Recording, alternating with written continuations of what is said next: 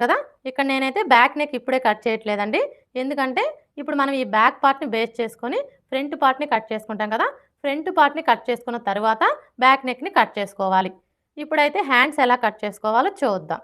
హ్యాండ్స్‌ని cut చేసుకునే ముందు back part యొక్క చంక రౌండ్ ఎంత ఉందో కొలుచుకోవాలి. ఎందుకంటే ఎప్పుడైనా సరే మనం హ్యాండ్స్‌ని కట్ చేసుకునేటప్పుడు అది బ్లౌజ్‌కైనా సరే, డ్రెస్‌కైనా సరే బ్యాక్ పార్ట్ యొక్క చంక రౌండ్‌ని బేస్ చేసుకొని హ్యాండ్స్‌ని కట్ చేసుకున్నాము అంటే మనకి హ్యాండ్ ఫిట్టింగ్ అనేది పర్ఫెక్ట్‌గా వస్తుంది. అంటే మనం స్టిచ్చింగ్ చేసేటప్పుడు హెచ్చు తగ్గులనేవి రాకుండా ఉంటాయి. ఇప్పుడైతే ఈ చంక రౌండ్ ఎలా కొలుచుకోవాలో చూద్దాం.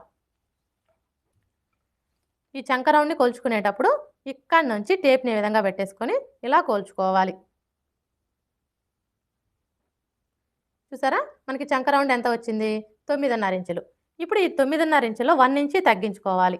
9.5 ఇంచులో 1 ఇంచి తగ్గించుకున్నాము అంటే 8.5 ఇంచులు వస్తుంది. ఇప్పుడు ఈ 8.5 ఇంచుల్ని ఇక్కడ నోట్ చేసుకోవాలి.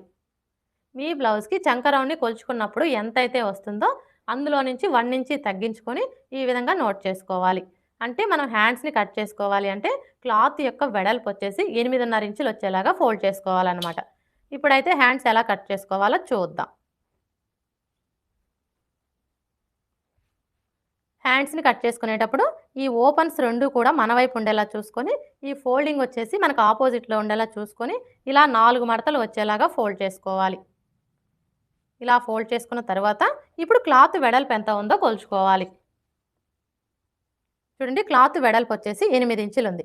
కానీ మనకి ఎంత వెడల్పు రావాలి? ఇక్కడ నోట్ చేసుకున్నాం కదా! మనకి క్లాత్ వెడల్పు వచ్చేసి 8.5 ఇంచులు రావాలి. అంటే ఇప్పుడు మనం ఈ క్లాత్‌ని 8.5 ఇంచులు వెడల్పు వచ్చేలాగా ఫోల్డ్ చేసుకోవాలి.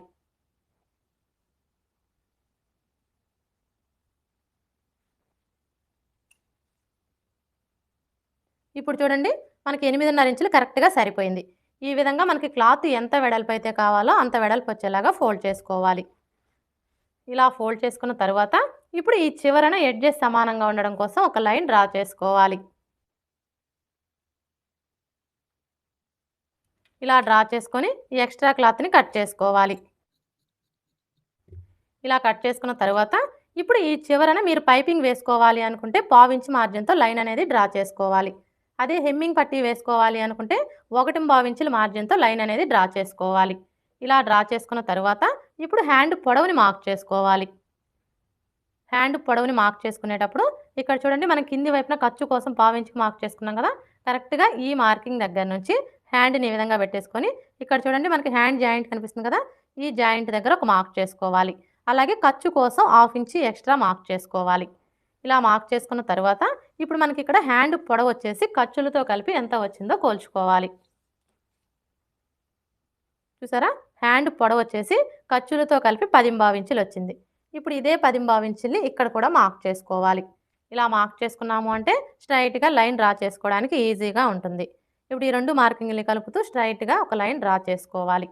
ఇలా డ్రా చేసుకున్న తరువాత ఇప్పుడు చంక డౌన్‌ని మార్క్ చేసుకోవాలి. ఈ చంక డౌన్‌ని మార్క్ చేసుకునేటప్పుడు ఆది బ్లౌజ్‌తో పని లేదండి. ఆది బ్లౌజ్‌తో మార్క్ చేసుకునే కంటే కూడా ఇది మనకి ఏ సైజ్ బ్లౌజు అనే దాన్ని బట్టి ఇక్కడ మనం చంక డౌన్‌ని కరెక్ట్‌గా మార్క్ చేసుకోవచ్చు. ఇక్కడైతే ఇది మనకి ఏ సైజ్ బ్లౌజు?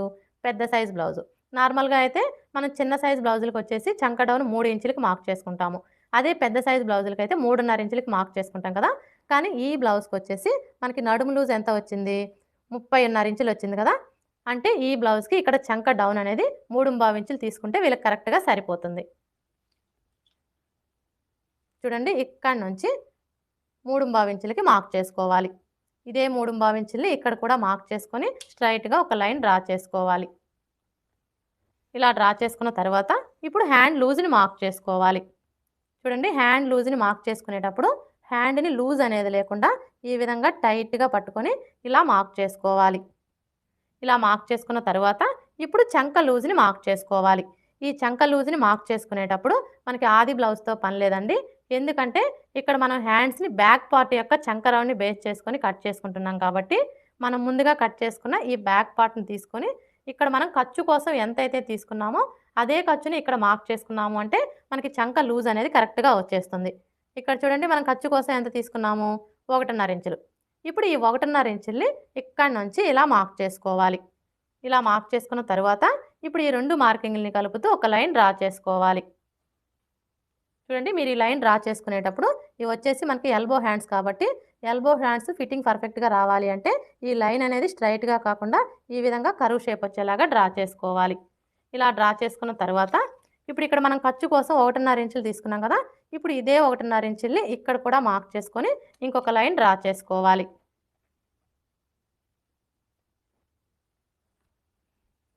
ఇలా డ్రా చేసుకున్న తర్వాత ఇప్పుడు హ్యాండ్ షేప్ని డ్రా చేసుకోవాలి.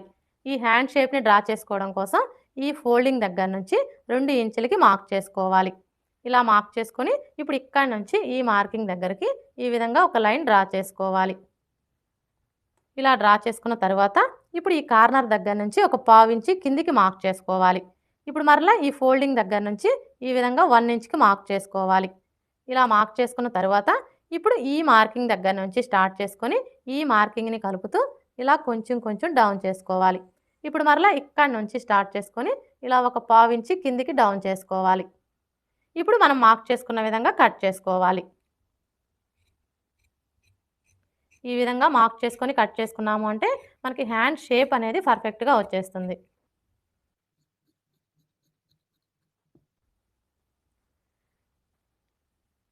ఇలా కట్ చేసుకున్న తర్వాత ఇక్కడ ఒక టక్స్ పెట్టుకోవాలి. అలాగే ఇక్కడ కూడా ఒక టక్స్ పెట్టుకోవాలి. ఇప్పుడు ఇక్కడ చూడండి, మన హ్యాండ్ లూజ్ కోసం మార్క్ చేసుకున్నాం కదా, ఇప్పుడు ఈ మార్కింగ్ మీదనే మార్కర్ వీల్తో ఒకసారి రఫ్ చేసుకోవాలి. ఇలా రఫ్ చేసుకోవడం వల్ల కింది వైపునున్న క్లాత్కి మార్కింగ్ అనేది పడిపోతుంది. ఇప్పుడు మనకి వచ్చేసి 4 మడతలు కదా, ఇలా ఓపెన్ చేసేసుకొని 2 మడతలకి లోతు తీసుకోవాలి. ఇక్కడ లోతు తీసుకునేటప్పుడు ఫస్ట్ అయితే ఏ సైజు వారికైనా సరే, అది చిన్న సైజు అయినా సరే పెద్ద సైజు అయినా సరే, ఎవరికైనా కూడా ఈ టక్స్ దగ్గర నుంచి టేప్ని విధంగా పెట్టేసుకొని 1 ఇంచుకి ఒక మార్క్ చేసుకోవాలి. ఇప్పుడు మరలా ఈ టక్స్ దగ్గర నుంచి ఇక్కడ మనం 1 ఇంచుకి మార్క్ చేసుకున్నాం కదా, ఈ మార్కింగ్ దగ్గరికి ఇలా ఫోల్డ్ చేసుకోవాలి. ఇలా ఫోల్డ్ చేసుకొని ఈ ఫోల్డింగ్ దగ్గర ఒక మార్క్ చేసుకోవాలి.